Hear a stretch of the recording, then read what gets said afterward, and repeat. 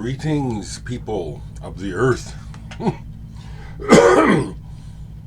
Greetings, other beings that may be here. That's a very strong possibility that that's the way it is already. Just nobody will tell us that knows. Some people know, don't they? It is now Tuesday, right? The 12th of April. And this week, some people I know, I'm not good anymore at keeping the dates, but some people I know, their birthdays are happening this week or last week. I may have missed it.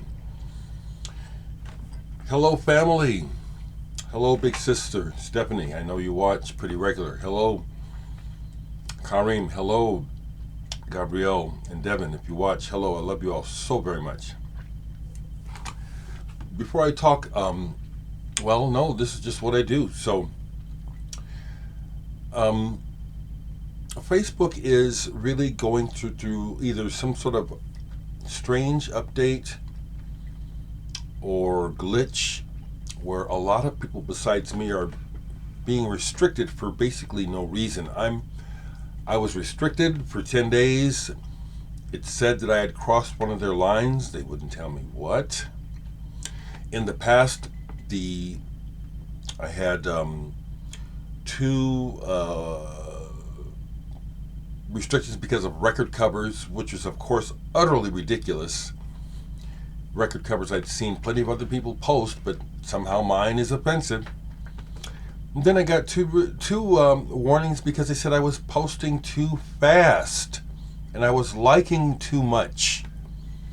That is very bizarre to me. Now I can understand where people keep saying, well, it's computer algorithms, that are, you're fooling them. The algorithms think you're doing something. They think you're a bot or something. Whatever the case may be, I do find it rather strange that my restriction is that I can post things, but I cannot like or love anyone, nor can I respond verbally to anyone. And I don't talk that much I don't chit-chat with people on Facebook. I post records, I make comments about records, and I state opinions, and then I also will, when I feel like it, write daily affirmations and encouragements. So to me, the restrictions seem abusive. They seem like they're harassment. And also they say at the same time, because I'm hearing from other people, I just got a couple messages this morning from some other musicians and a blog writer, Psychedelic Baby Magazine. He's been restricted, So it's just really, to me, it's just another sign of the times, of the way things are and the way they're going, which is not in a good direction. Freedoms are being squashed. The private sector has been out of control for the longest, and there's nothing we can do about it, really. When you're such a huge monopoly and you own so much, there's nothing anyone can do to stop you. So I'm just complaining about the Facebook thing. I'm not people. And then the other thing is people say, do this, do this, do this. I really hate that. It's like, do this, do this, do this. We know what the problem is, and none of it worked. So I'm just riding it out. And if at some point I leave Facebook, well, I was living before Facebook. Okay.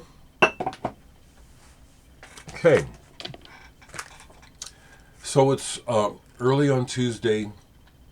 Only thing I have to do, and I like this. I like living with low stress. I'm glad I'm not working a job.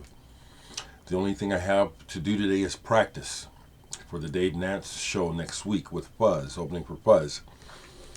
That's my big responsibility for the day, besides some house cleaning, usual stuff, I like it like this. Low stress. And getting lost in music is a wonderful thing. It really is. I like watching documentaries about music and interviews, okay?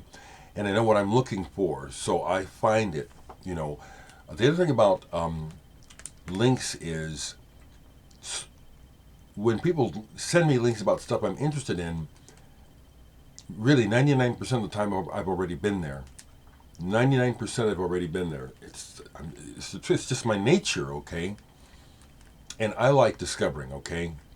It's not as much fun when somebody just sent, that's not fun to send me a link.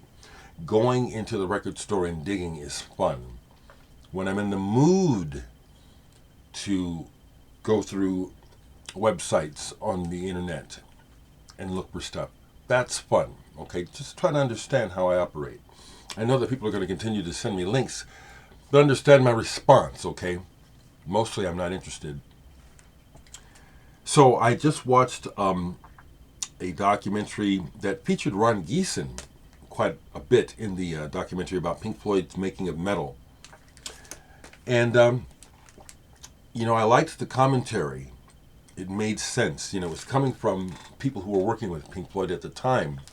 So you get a non-fan perspective about how the band were struggling at this time, trying to figure out how to write, how to move on from Sid leaving.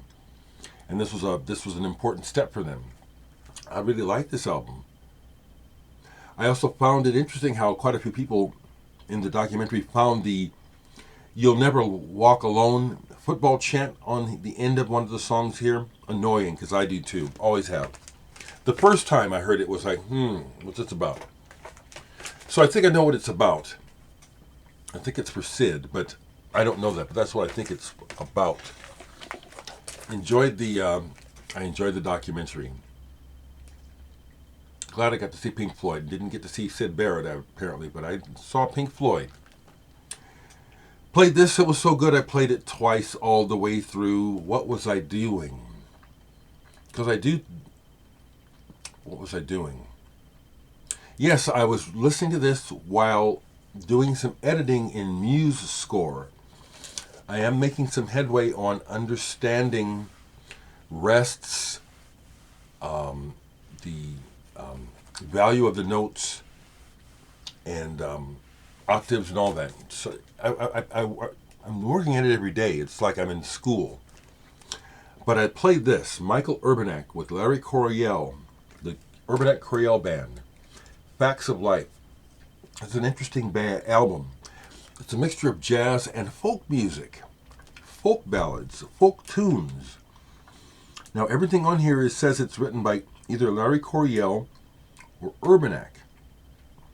So what I see here is the Larry Coryell tunes are, one is for Amadeus Mozart, and that's what I hear. Another one is called Tango, and they sound really authentic. And this is a really good band. Kenny Kirkland, Victor Bailey on bass, Omar Hakim on drums, Ursula Dudzak on vocals. Really good. Another curiosity to me is that it's on the Love Records label, and I don't know if that's at all associated with Love Records from Finland, the original Love Records out of Finland. I can't tell from this. This was a nice surprise. I hadn't played this in a long time. Real good. So as I was saying, watching the Pink Floyd documentary got me to pull out my Rongiesson albums. I played 2 of the 3 that I have yesterday, almost all the way through. A Raise of Eyebrows. This is a reissue of his very first album. And he calls himself a sound explorer, a sound crafter, which he is. Excuse me. He's doing a lot of experiments with tape and all sorts of making of sound back in the 60s. But this album also shows that he is quite a guitarist. He can pick like a Davy Graham or a Bert Jansch. Pretty cool. I have this, but I didn't get to it yesterday. This one, Music from the Body with Roger Waters. You all know this. This is an original on Harvest. Kind of a cool. You don't see this often with Harvest. You know, these custom labels sort of deals. So that's pretty cool. This album is a trip, and that's what I would say. I did listen to this one though, all the way through, right through. This is really good, real good actually, very interesting, and it comes off like an album more than a collection of works. He can really play the guitar. Rongiesson. Okay. Down here I'm seeing that, sure enough, I didn't play very many records yesterday, Aaron. You know, I can stay as busy as I want to. But I listen to this all the way through because the more I listen to it, the more the music is making sense. Because it goes by so quickly. And the timbres that they use on the guitars and synthesizers are very noisy. Very strange. I love it. The Locust, New Erections. I'm even starting to understand a little bit of the words, which again is fine in their own strange way. They're just saying the same sort of things I am, which is break down. Everything's breaking down. Politicians are completely out of control. We're stuck with them. They're constantly lying, and we have to go along with it while they're literally, the actions of today's politicians are destroying the future. They are. They are. From my perspective. I'll say that strongly. All I see is attrition and things getting crazier, not better. Nowhere is it getting better. And part of it is the fact that the people that are elected, as long as they can go home to their creature comforts, they don't give a fuck. You hear me? So yeah, Locust, they're screaming about this madness bullshit. I love it. I love it. Excusez-moi. So sometimes as the day is going through and things happen, I'll think about my channel and about you all in general, because I don't know who all of you are. And I'll have thoughts about, oh, this would be cool to show, oh, this would be good to talk about, and then I'll space it, you know. And then maybe one day it'll come back to me and I'll do it. But so I'll do another poem. And I will go over here because it's just really seemingly not that explored by me. And what did I pull? What did I pull? Quill, one of the most least known bands that played at the original Woodstock. This band played Woodstock. They didn't make it on the Woodstock album. There is some bootleg recordings of their performance. This is a bit quirky. Like the cover, I like this album. Kind of hard to describe. They were going for an original sound. I'd have to play this today to give you a proper assessment of the sound. I do know that it's rock based. You know, it's a rock band, okay? But they're trying some things musically and then lyrically. I'll have to play that. Good pull. Good pull. Okay. So let's pull from a spot that I don't think I've really pulled off the plane. And let's get in here where it seems like I haven't been. That's always seems to be. I think I pulled something old here. What is this? This feels old. The Best of the Straubs. Best of Straubs. Originally the Strawberry Hill Boys. There's just something about English, the English that I relate to. And there's probably a lot about the English that I don't. but I sure do get a whole lot from a lot of this music that feels like home to me here in Omaha. When I first heard the Strawbs as a teenager, I still have the album, Bursting at the Seams. I felt like it felt like I was invited home. I really liked that. I have several other albums. Even when they went super commercial, you could always find a good song on the album, always. Good album. Okay, once again, we kind of know what's in here. I'll try not to pick Higgins. That's me, so Hendrix is in here. What's that? What's back behind Hendrix? What do we got here? What is that? Oh. Kieran Hebden, H-E-B, as we move towards H-E-N. Kieran Hebden and Steve Reid. Hebden is Fortet. That's who you know him as. He did two albums with the jazz drummer Steve Reid called the Exchange Sessions. And these are purely and simply improvisations. Nothing planned.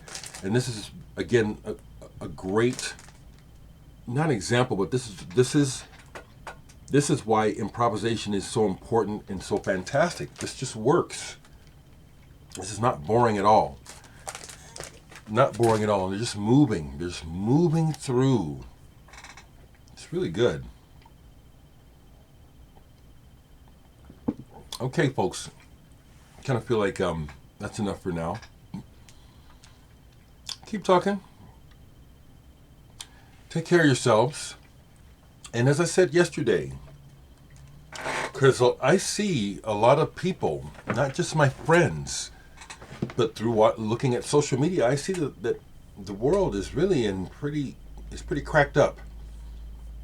And a lot of people I know are struggling mentally. They really are. And I just want to encourage folks to find that place of calm and peace and what makes sense inside of you, because that's where it's at. It's not out here. The solution or the answer you might be looking for to your angst or whatever it is does not exist outside of you. You are the solution. So get to it.